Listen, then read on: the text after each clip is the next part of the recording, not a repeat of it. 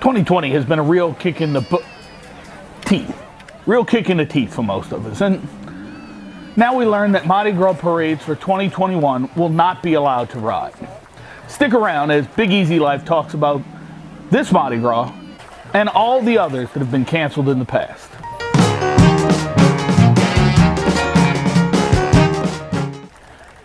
I know many of you have had a tough year, especially my friends in the service and tourism industry. And it seems that 2021 doesn't want to be outclassed. New Orleans announced on their website that parade permits will not be issued for the 2021 season. What will this mean for you? Well, that's a good question. And I think it's going to be an evolving topic. I think that the biggest impact is going to be to those of us with families gathering along the parade route, since that won't be allowed to happen. I think the French Quarter will, of course, be affected, but in a lesser manner, as travelers may or may not come. Some bars may or may not open, but I don't think it's going to totally dampen the party atmosphere. I've heard people saying that this is an unprecedented event. And in the words of Inigo Montoya, "You keep using the word. I don't think it means what you think it means." I'd like to refer to an article I found. The Historical New Orleans Collection put out this fantastic article discussing cancellation of the pasts. So let's look at this information and see what we can learn from Mardi Gras parades and balls that have been canceled over the years for the total of 13 times. That doesn't mean that the private balls and social celebrations and associations associated with the holidays are gone. As someone posted on Facebook, you can't cancel king cake. And being a holiday that is fashioned around the Catholic tradition of Lent, many of the rites and rituals will still be observed. So I ask that you don't get too discouraged. Mardi Gras is in your heart, not in your head.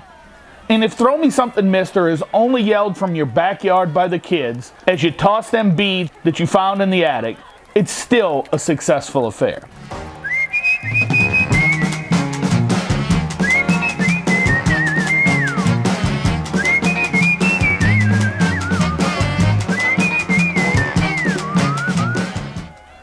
So let's talk about the times that parades haven't rolled.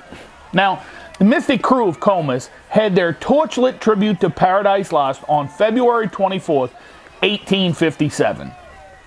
And since that famous date, there have been 13 times that the party has had the brakes put on it, whether officially by the city or unofficially by the crews themselves. Just 5 years after its beginning, the Mystic Crew of Comus canceled its Mardi Gras Day parade with a proclamation citing the general anxiety of the times, this being a year after secession and mere months before New Orleans fell to the Union Army. The crew did not have another carnival ball until 1866. Now, this didn't mean that some sort of celebrating wasn't happening. In the final 2 years of the Civil War, Mardi Gras was officially sanctioned by Union commanders, and the lavish balls, masquerades, and other things that took place were managed by people associated and tied to the Union Army. Comus, of course, did not approve nor participate. Reconstruction in New Orleans was marred by political factionism, white supremacist violence, and disputed elections. Against this complicated landscape, several new crews formed in the post-war period, including the 12th Night Revelers in 1871, as well as Rex and Momus in 1872. On September 4th, 1874, thousands of white supremacists calling themselves the Crescent City White League, including members of Rex and Comus, Confederate veterans, and other Democratic political supporters, attacked representatives of the Republican government. This would be later dubbed by the victors as the Battle at Liberty Place. After 4 days, President Ulysses S. Grant sent in federal troops to reinstate Governor Kellogg and occupy the city for the second time since the Civil War. Perhaps owing to the presence of federal troops or because the shattered relationship between local police and the crews, Rex and Comus canceled their balls and parades for the coming season. Now in 1878, over 4,000 New Orleanians died of yellow fever, while the city and state government failed to respond to the crisis. The government was urged to play down these incidents by business because they were afraid of loss of revenue. It was the era before widespread sanitation infrastructure, and the cause of the disease was still misunderstood. The Louisiana State Board of Health refused to declare it an epidemic. After this devastating year, Comus, the 12 Night Revelers, and Momus did not parade. But other groups, including Rex and the recently organized Funny 40 Fellows, decided to parade as usual in February of 1879. Amid the human suffering and quarantine-induced economic woes, including former Republican Governor P.B.S. Pinchback. The turn of the century saw the formation of many new crew organizations, including crews of Proteus, Atlanteans, the Elves of Oberon. Traditionally excluded from membership in the old line crews were African Americans. They began forming their own crew organizations, such as the original Illinois Club in 1895 and the Zulu Aid and Pleasure Club in 1909. The first female club, Les Mysterious, was active only briefly from 1896 to 1900, but they paved the way for future women's carnival organizations. The U.S. entered World War I in April 1917, so it wasn't until 1918, the final year of the war, that city officials announced the cancellation of Carnival. Knowing some people would still celebrate, Mayor Martin Berman made a statement ahead of the festivities. He stated that masking was not allowed. 2 days before Mardi Gras, the Times-Picayune reported that no banner of purple, green, or gold were flying. It is true, but the stars and stripes have filled their place, and the flags of New Orleans have been raised. Though the end of the war brought about a renewed sense of hope, the winter of 1918 was inundated by the spread of Spanish influenza. Much like today, newspapers reported daily case counts of cases and deaths. In the 2 years the city was plagued by the flu, New Orleans experienced over 54,000 cases of the Spanish flu with nearly 3,500 deaths. This flu wasn't the only thing that helped cancel Mardi Gras. This all came at a time when the city was still recovering financially from post-war blues. So, once again, parades and balls for the 1919 carnival season were canceled. But this didn't stop some New Orleanians from wearing masks and costumes on Mardi Gras Day. After 1919, carnival crews continued to roll until the United States entered the Second World War in 1941. For the next 4 years, there were no parades or balls, while the city focused its energies towards the war effort.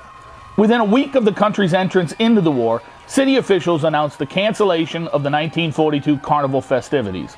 The only formal carnival ball held that season was an event to raise funds for relief work among families of enlisted men in the armed forces.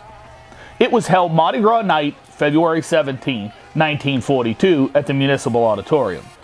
In 1943, on Mardi Gras Day, it was March 9th that year, the $1 Million War Bond Drive kicked off. About 7,000 retail merchants in the city joined the drive with the goal of selling $1 million in war bonds and stamps. The effort was so successful that other cities around the country decided to hold similar drives on national holidays for the duration of the war. On February 22, 1944, the Mystic crew of Louisianians held the first ball in Washington, D.C. The guests were expecting to attend a George Washington birthday party hosted by the Louisiana State Society, only to find themselves at a surprise carnival ball. The Washington Mardi Gras Ball, as the annual ball has become known, continues to this day, although the 2021 event has already been canceled because of COVID-19. After the war ended on September 2, 1945, celebrations abounded, but none were as festive as the carnival celebration in 1946. Nearly every crew returned parading and masquerading in the celebration of the end of the war and the return of Mardi Gras. Now, only 5 years had passed since the end of World War II, when the U.S. entered the Korean War in 1951. Many of the older crews ended up canceling their presentations, parades, because of this national emergency, despite Mayor Chet Morrison assuring New Orleanians that there was no need to do so. In fact, Mayor Morrison wrote a letter to the captains of 12 crews letting them know that the federal government did not anticipate any reduction in tourist travel. Nevertheless, Rex, Comus, Proteus, Momus, and others chose not to celebrate. A final historical cancellation was in many a local's lifetime. It centered around the late 1978, early 1979 disagreement between the New Orleans Police Department and the city's mayor, Ernest Dutch Morial. This resulted in a police strike during the '79 carnival season. This prompted major crews to have to cancel their parades or relocate them out to the suburbs.